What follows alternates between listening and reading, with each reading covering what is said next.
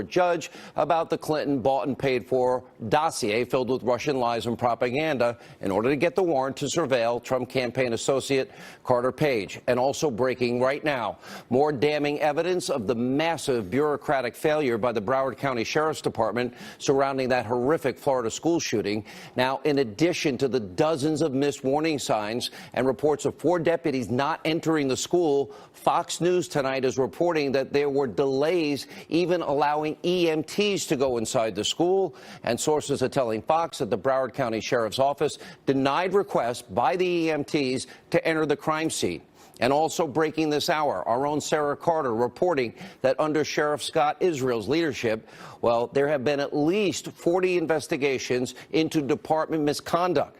Tonight we are asking, when will Broward County Sheriff Scott Israel take responsibility? When will he release the cam footage so that you, the American people, can see how the deputies acted during this shooting? We have so much breaking news in our opening monologue. All right, major developments tonight in the massive FISA abuse scandal. We'll start there. Now we are getting one step closer to holding top-level Obama, FBI, DOJ, deep state officials accountable for what is a severe constitutional abuse. Now, they completely have shredded the Fourth Amendment rights of the American people, and people could and should end up behind bars. Now, the Attorney General, Jeff Sessions, thankfully, is now saying tonight the Department of Justice will be investigating these FISA abuses. Let's watch. We believe the Department of Justice must adhere to the highest standards in the FISA court. And yes, it will be investigated. And I think that's just the appropriate thing. The Inspector General will take that as one of the matters he'll deal with. Finally, we have been unpeeling this story for over a year, while, of course, the liberal media, they've been lying to you, obsessing over so-called Trump-Russia collusion, which is nothing more to this point than a conspiracy theory that they have created out of thin air. There's no evidence. And by the way, as for the extensive, unprecedented Obama-era FISA abuses, we now have a mountain of incontrovertible and corroborated facts and evidence. Liberal Congressman Adam Schiff's his counter memo on FISA abuses has actually confirmed everything that we have been reporting on and everything that is also in the 2 Republican memos on this scandal. Now, that's why the mainstream media has completely been ignoring what is inside the Schiff memo. It doesn't fit their narrative, and more importantly, it doesn't damage President Trump, which, of course, is their ultimate goal. Here's everything that the Schiff memo corroborates from the Nunes and Grassley-Graham memos. This completely unverified, Clinton bought and paid for dossier that used Russian government sources made up, in fact, a large part of that FISA application to surveil Trump campaign associate Carter Page. Adam Schiff actually writes that a section of the FISA application references parts of the phony dossier about Carter Page meeting with Russians in Moscow in June of 2016. Page, by the way, is denying these lies and that they'd never been proven true. I think Mueller would have arrested him by now, or at least charged him. Now, remember, the Grassley and Graham memo said that the Russian dossier made up the bulk of this FISA application. Now, Schiff didn't say that, but yeah, he admits the dossier was used. And the Schiff memo also corroborates that, in fact, the FBI and the DOJ lied and purposely and maliciously misled a FISA judge about Clinton and the DNC paying over $12 million full of the Russian dossier of unverified lies and propaganda. Can you believe this is happening in our country? Now, Schiff's memo actually quotes a part of the FISA application about the dossier having political motivations. But here's the thing. The application never bothered to mention that it was Hillary or the DNC that paid for that dossier. The FBI knew this, but they purposely hid it from the FISA judge, not rank-and-file FBI, that higher echelon that we talk about. They used it to get a warrant to spy on the Trump campaign. Here's another key point that the Schiff memo confirms, that the FISA application, yeah, they did mention a Yahoo News article by Michael Isikoff that he wrote about Carter Page. Schiff, however, lied about the fact that the judge was never made aware that the source for the Yahoo article was Christopher Steele. Now, the Republican memos, they actually detailed how this is a major problem because that means that the information was never verified by 2 independent sources since Steele was the only source. So those are points that the Schiff memo actually confirms. And here are the key facts that the Schiff memo flat out lies about.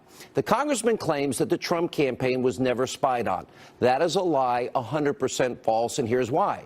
When the federal government granted a FISA warrant, that gives them access to every one of Carter Page's old emails, old text messages, and they know every phone call he made, which could date back to when he was with the Trump campaign. Now, Schiff claims that former Deputy FBI Director Andrew McCabe, that he never testified, that without the dossier, they never would have been a FISA warrant application.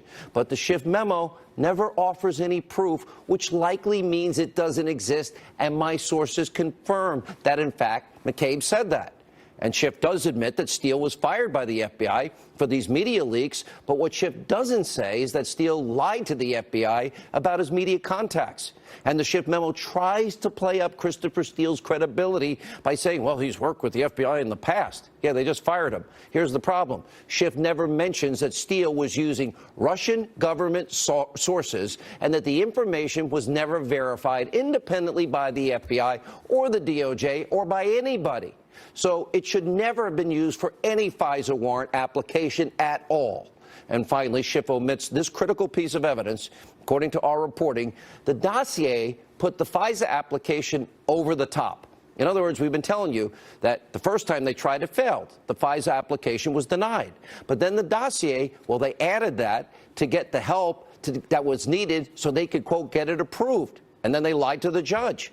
And what it all means is now we have 3 congressional memos that prove a key fact. The FBI lied to a FISA judge about Clinton and the DNC financing the dossier, which was filled with uncorroborated Russian lies, and they did it to spy on the Trump campaign.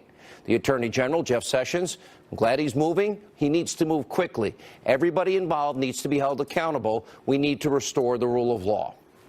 All right, also breaking tonight, we have more news about Broward County and the Sheriff's Department missing countless warning signs about the Florida school shooter and then utterly failing to properly respond to this deadly rampage. Now, this is one huge, massive, giant bureaucratic failure after another in this case. And Broward County Sheriff Scott Israel, well, he's flat out refusing to take any responsibility. Instead, he's blaming pretty much everybody else.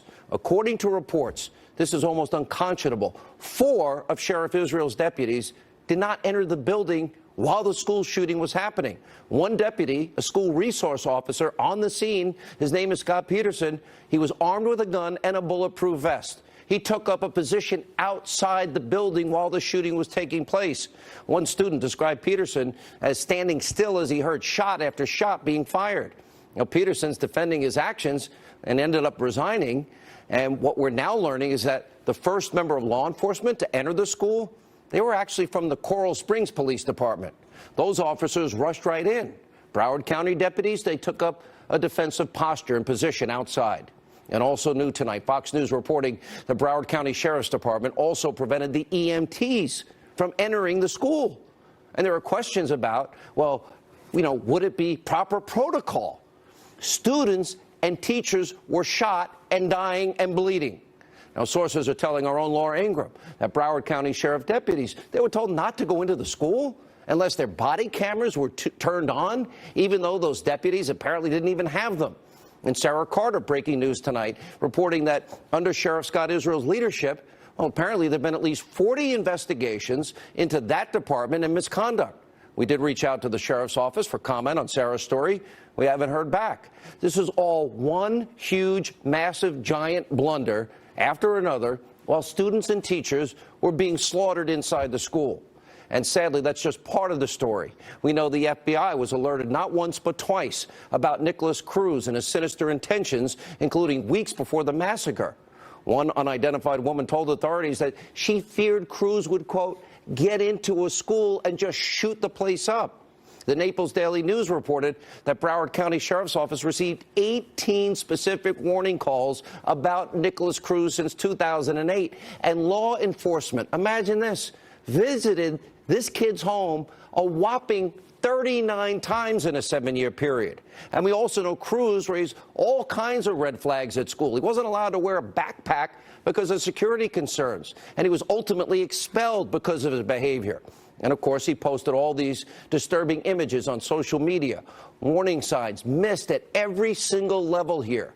Now, people did the right thing. They saw something. They said something. They alerted authorities. These authorities dropped the ball on a level I can't even comprehend. They didn't do their jobs. They failed this community in Florida. And these officials need to be owning up to their mistakes so it never happens again. And we can fix the problems in the system, prevent future massacres. But that's not the case. You've heard people like Broward County Sheriff Scott Israel. He's refusing to own up to his failures. He won't answer key questions. He pats himself on the back and has a general overall lack of sympathy. Watch this. When did you find out that Deputy Peterson had not gone into the building? How soon after the shooting did you know that? Not for days. How many our days? Investigators looked. I'm not sure. You didn't look at the video? 1 week after the shooting, you hadn't looked at the video yet? I looked at the video as soon as our investigators, it wasn't my job to look at the video, it was investigators' job to look at the video. The families were at the CNN town hall, and you could have disclosed to them. I couldn't disclose it then because there was no corroboration, Jake. I could only take responsibility for what I knew about. I exercised my due diligence. I've given amazing leadership to this agency. Amazing leadership? Will you resign? It was a shame. No, of course I won't resign. Do you think that if the Broward Sheriff's Office had done things differently, this shooting might not have happened? Listen, if ifs and buts were candy and nuts, O.J. Simpson would still be in the record books. Obviously, the sheriff is in denial, out of touch with reality. It is why people are now calling on him to resign. Instead of doing everything that we just showed you, Sheriff Israel, he should be apologizing to the victims' families and correcting the issues that didn't stop this mass shooting and his deputies going into that building. Sheriff Israel doesn't appear to be interested in doing any of this. In fact, last week he said that he might not even release the footage showing Deputy Scott Peterson failing to enter the building. Listen to what he says. We're not going to disclose the video at this time, and we may never disclose the video, depending on the prosecution and the criminal case. But what I saw was a deputy arrive at the west side of Building 12, take up a position, and he never went in. Unbelievable. Whatever footage the sheriff has, it should be released to the public. The American people, all of you, and the people of Florida and these families deserve to see it if they want to see it. Now, Sheriff Israel needs to stop trying to save his job, focus on protecting this community that he's supposed to be serving. Joining us now with reaction to her article in Breaking News, Fox News contributor Sarah Carter, civil rights and criminal defense attorney David Schoen is with us. Sarah, I'm looking at your article here, and I am blown away. At least 66 cases of criminal misconduct being investigated into Sheriff Israel's department. What is going on down there? Yeah, that's right. And 66, 40 of which were all under Sheriff Israel, which is so significant. And well, what's going on over there is that somebody needs to look at the leadership quality Sheriff Israel's bringing to Broward County here, to the Sheriff's Department. And there's a number of people concerned. I mean, these cases, this is just not a slight misconduct. These are criminal misconduct cases that range from kidnapping. I mean, I was stunned. From kidnapping to drug trafficking, these are sheriff's deputies. And even in some cases, killings. So there is something going on in Broward County Sheriff's Department office, and Sheriff Israel is the leader, and it appears that someone needs to be asking some very serious questions about what's going on there. All right, David, I know law enforcement. My mother worked in a prison. My dad was a family court probation guy. When my Uncle Billy gave me a Christmas present, I'm about that tall, it was an NYPD hat. It was a badge, and I never felt more proud of my life. I had other family members in the FBI. I love, respect law enforcement. We saw it on 9/11. Everyone coming down, and they're going up. That's the people that I know. I've never heard of one, never mind four. Cops are trained. This is why they become officers, because they put themselves in harm's way. They're ready to do that.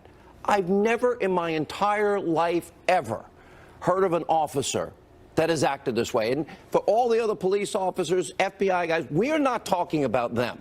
They do their job every day. How did this happen here? And it's all in one county under one sheriff. I don't understand. Yeah, it's a failure on a number of levels, and we don't want to rush to judgment. As you have said and say night after night as a law enforcement guy, these police officers and deputies and firefighters are our heroes. And there are many fine ones who serve in the Broward Sheriff's Office. However, we have to consider a fundamental lack of leadership. You know, we have a lawsuit going right now. It's a federal civil rights case going against Sheriff Israel and other deputies there for the cold-blooded killing of a man, African-American man named Jermaine McBean in 2013. The Department of Justice has an open investigation in their Civil Rights Division about it. And we allege in that case, as the complaint shows, that ultimately the sheriff ratified the policy that happened. It's a matter of not acknowledging mistakes. You know, Ben Franklin said once, a man who is good at making mistakes is seldom good at anything else. Making excuses, rather, is seldom good at anything else. Also, one said, the sting in any rebuke is the truth. This is stinging. That's right. And so there's a lot of truth here about failure. And a lack of accountability. Look, it's a fundamental lack of leadership when deputies commit perjury, for example, in the no consequences. When an innocent man is killed, and the answer is we wouldn't have changed anything different, do anything different in the future. That's a fundamental lack of leadership. How do you not... Look, I don't want to judge Scott Peterson. I don't get it, though. I really don't understand. I know the media is fixating that Donald Trump said he'd go in because they just hate the president, and this is how superfluous and ignorant the media is. But I know cops. They're friends of mine. I was just at a dinner with a cop, and this is not how they act. That's right. They live for this kind of moment generally. Yeah. Tragedy, and they recognize the tragedy, but they're there to serve. And ultimately, the ultimate tragedy for this case, of course, is to the families. No one can give them an explanation that would be satisfactory, and pointing the finger doesn't help. However, there must be some accountability going forward so that something like this doesn't happen again. What we're seeing, unfortunately, from Sheriff Israel is the opposite of what we've all learned means leadership. That is passing the buck. No, he thinks he did a great job. He thinks he did a great job. He said and he doesn't take responsibility for what his officers do. He has said he provides amazing leadership there. This is a fundamental lack of leadership to continue making excuses and point the finger. Let me go back to Sarah on our other breaking news story, the comments of Jeff Sessions today. Now, we do know the Inspector General coming out with a report. I assume it's going to deal with FISA abuse. But him saying, it sounded to me, and maybe I'm wrong, that this goes even deeper than that. Oh, it certainly does. I think at this point, with all the evidence on its face, we've seen the Schiff memo, we've seen Nunes memo, we've seen the criminal referral from Senator Grassley's office regarding Christopher Steele. There is so much insurmountable evidence within those memos that the Inspector General is required now to look at this. And remember, this is a single case. They're going to be looking at Carter Page, but they're going to expand on that case to make sure that the Foreign Intelligence Surveillance Court wasn't being abused over and over again. But we know they need it was to abused. look at that. We already know it was abused, don't we? We do. We do. Because they didn't tell the judge. They didn't tell the judge that Hillary paid for it. They didn't tell her that it was unverified. They didn't tell the judge that the same source for Michael Isikoff, right?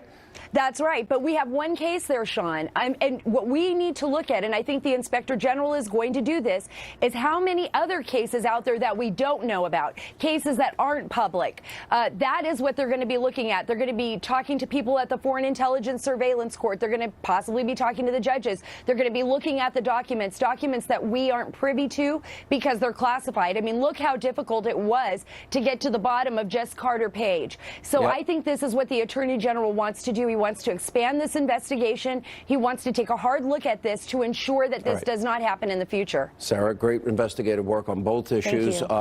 Thank you, David Schoen. We appreciate your involvement and contribution. All right, our top two stories, more reactions. Sebastian Gorka, Dan Bongino, and Geraldo next. Stay with us.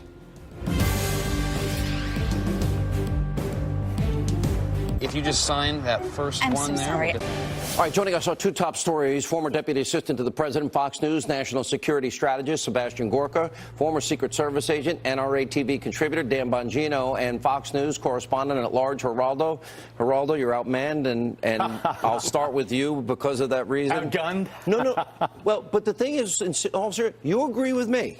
You agree, secure the perimeter, a full security assessment, every school, armed, retired, concealed carry, police, retired military. Here's the problem. When you go around the military and you've been out with them, so they love you. Police in New York love you. You have always fought for the people that defend our freedoms and protect our communities.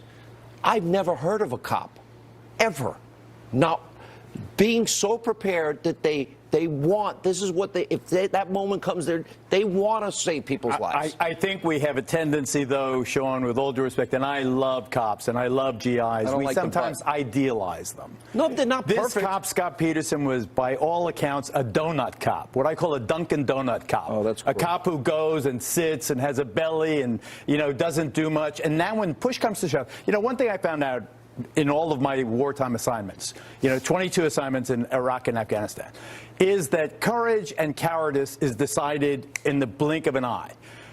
You never know how you're going to respond. Like the president said, he would charge in even if he didn't have a... He doesn't really know. You only know when it's... Well, he did have an incident that we know about. All right. What I'm saying is, it happens, you either chicken out or you charge in and you're a hero. A Medal of Honor, where they didn't ponder that, and we all have our own self-image. But they are trained, and mentally they prepare for those moments. That's what they train so hard for. That's what the investigation will reveal. Did this chief of the department, the Broward sheriff, Israel, did he have a protocol that insisted to his officers, as most departments have since Columbine in 1999, there's a school active shooter in a school, you run to the action. You don't wait for backup. You don't wait for the SWAT team. You don't secure the perimeter. You go in and try to save the children. If you don't take out the shooter, then maybe you'll stop the bleeding of one of the critically injured children involved. If you didn't give them that protocol, then Israel has to go. Bernie Kerrig is a good friend of mine, and he ran a different department. And all right, Dan Bongino, you worked in the Secret Service. You've been in the NYPD. Isn't this what every cop trains for? I've never heard of one, never mind four. And then you heard the comments of Israel. What do you think? Yeah. Well, I waited for a while to jump in on this debate because I'm pretty confident Florida uses what they call the alert system for school security and responses to school shooting incidents. And Sean, that system, I believe it involves multiple deputies going in. But here's the distinction. So I wasn't sure if it was the deputy waiting for someone else. But once the report started to come out that multiple deputies responded and still didn't go in, I just want to be clear on this. There is no response to school violence I know of out there that requires them not to go in, set up a perimeter, and wait. Everybody post-Columbine is pretty much taught to respond maximum to the problem right away, but even if you have to explain bypass away victims. The 39 times they're at this kid's house, or the Baker Act, which in Florida would allow them to institutionalize this kid. There's never been a case, see something, say something. We had every single sign, symptom, and evidence that this was the guy. Dr. Gorka. No.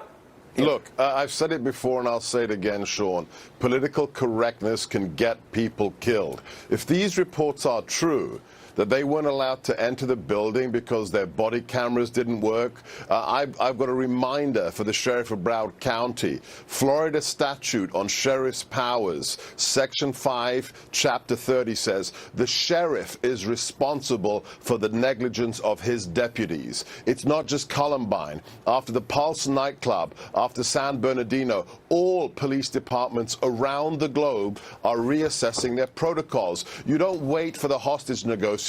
You don't secure the perimeter. Whether you've got a hard-plated vest in your car or not, whether you've got a long gun, doesn't matter. You enter the building to neutralize the threat. That's the new reality. If this sheriff said, don't go in there because we need your body cam switched on, he must be forced out of office or recalled. I believe that to use the expression negligence, Dr. Gorka, gives too much credit. This wasn't negligence. This was a person making a choice.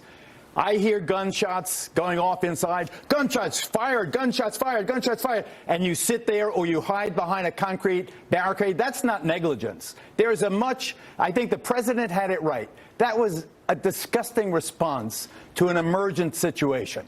This is a no-brainer. You go in, you go to the action, you die going over the berm. Go and try and save a child. Put a tourniquet on a kid. Get that arm. Do something. Do anything other than protecting yourself. Dan Bongino. Yeah, well, listen, Sean, this is more of a reason to allow teachers to arm themselves if they're willing to engage in the training. But that's the point. They had the armed guard. That was Scott Peterson. That's right. That's exactly right. Wait.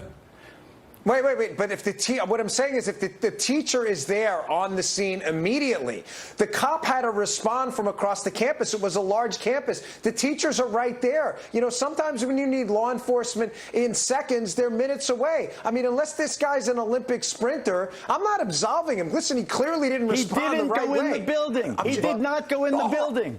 The shooter did go in the building. And you know what? The teacher was already there. The shooter was in the building. Israel didn't teach these cops to close on the action, he should be fired. Dr. Geraldo, the teachers are already there. There's an issue with this question of arming teachers, especially if they're vets. You don't have to be, a tier 1 operator or a classified marksman.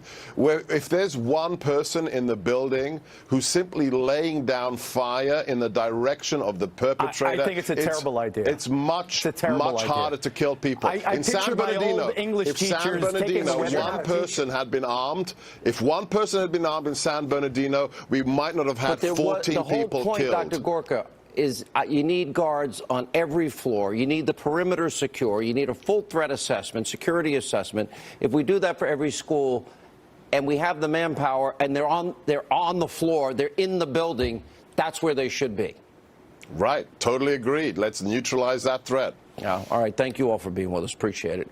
When we come back, you don't want to miss us. Jesse Waters, Jessica Tarlov, and much more news as Hannity continues.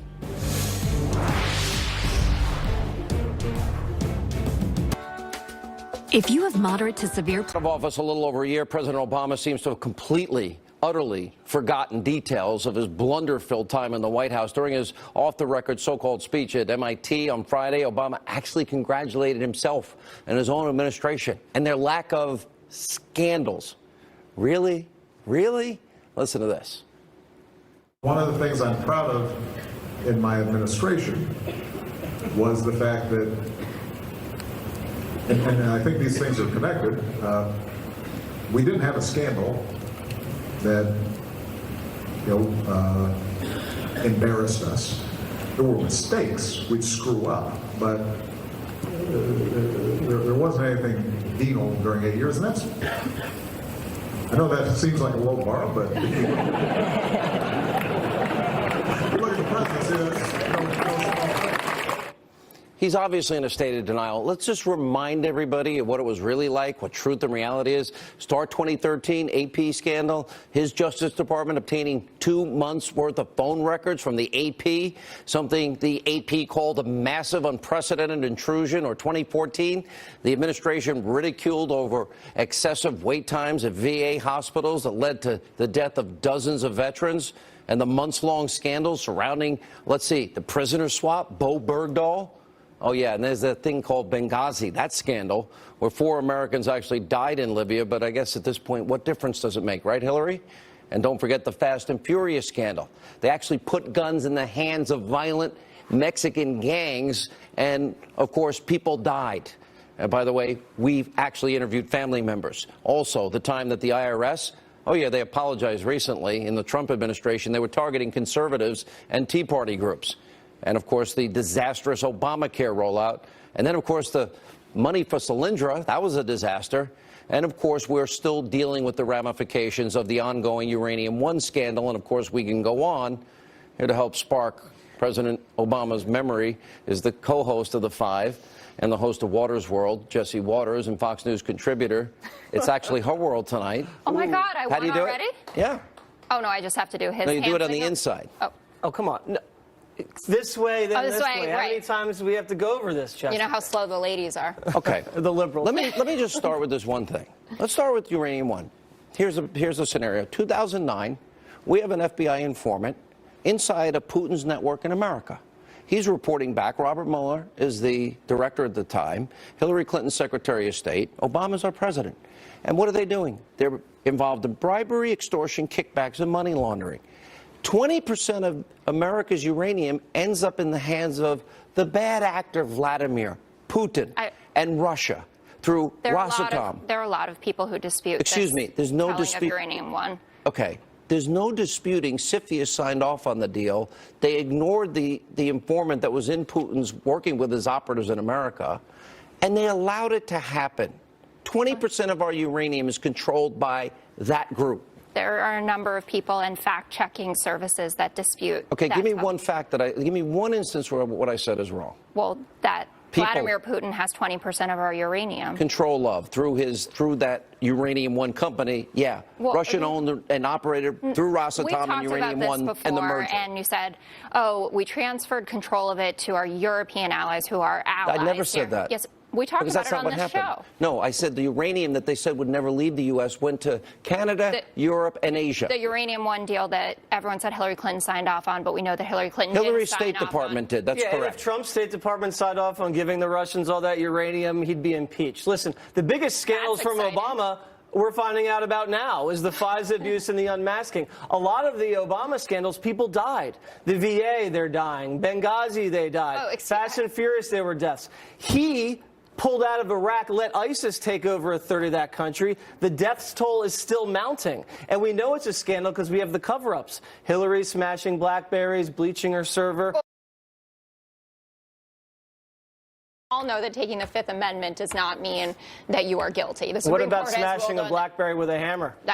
Or bleaching your hard drive? I have never smashed a phone myself, but we've all admitted that the private server was a mistake. Hillary Clinton has herself. Mistake or a crime? Well, I believe mistake. I know you believe crime, but difference of opinion isn't makes it a felony to mishandle and destroy classified top secret special access program information?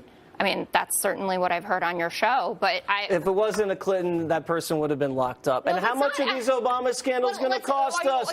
Solindra's $500 million. The failed website was $1 billion. When do I get to go? The cash to the Iranians, they're funneling it to Hezbollah. It's a lot of money. Where'd all the money go? My turn. Okay, so I get all this, and I was expecting all of it, and I wanted one of those Karl Rove boards where I could write all of my Trump scandals. He's only been in for a year, but there's some stuff going on. So first of all, we don't know what's going to happen with the Bob Mueller investigation, so you could have a million things. Is there any evidence to date of Trump-Russia collusion? Of Trump personally, Russia collusion, or Trump campaign? I mean, there are a lot of people. No, I'm not a lot of people. Do you know of any evidence you can tell our audience tonight?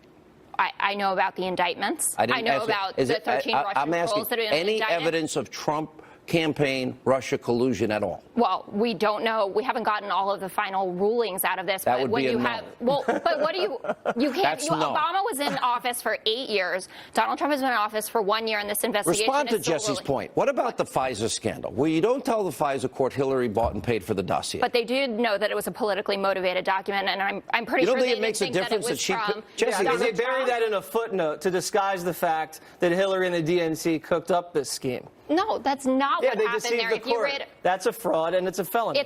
If you read both memos, and I would love a middle-of-the-road memo on all of this, because we know that the Dem memo is just a response to the Republican memo. It's not a middle-of-the-road, other side of the road. There's the truth and there's the lie. Okay. We know they cooked up this phony memo to take down Trump. People and pretend they deceived the court, like the Mueller and that's why we have this investigation is all because of the Carter Page FISA warrant. We know this all started with George Papadopoulos, who has pled guilty, and we know was running around bragging about the fact that he had dirt on Clinton. If Papadopoulos is guilty, then why hasn't he been charged by Mueller? I assume that that's coming, or he's cooperating like Rick Gates. You knew a lot of people in the Trump campaign. Yeah. I knew. I was there. You know I was actively involved, that I wanted Trump to win. I never heard of George Papadopoulos. Because he was just the coffee boy? Never heard of him. Well, I knew everybody in the campaign. Never heard of him. I don't know how that could be, because it seems like he listened to his own fiance. He played a pretty big role there. Why does Bob his own fiance? There's our credible witness. And you know who opened up the Papadopoulos investigation? Papadopoulos? Peter Strzok. Oh, right, the dirty texter who wanted John Kasich to win the election. Wait a minute. He's the guy that said that Trump was lonesome and horrible. So? A lot of people have said that. The majority of Americans have said that Trump is loathsome and terrible. Objective no, but that doesn't mean that there was some sort of violation of the Hatch Act or that he acted upon it. When he was so biased, he got fired by Mueller. Well, I think that it's right that he was removed, but that doesn't mean that there was some grand conspiracy against America or Donald Trump here because he was sending some insurance policy means. Well, the insurance policy. Maybe it was about that Vladimir Putin calendar that everyone was all upset about. Thank you both. I haven't heard of that. Actually, sadly, it's Jesse's world. You lived in it tonight. Dude, I never win. President Trump made a major announcement about his re-election. Laura Trump joins us in studio next. As an allergy sufferer, you're wired differently.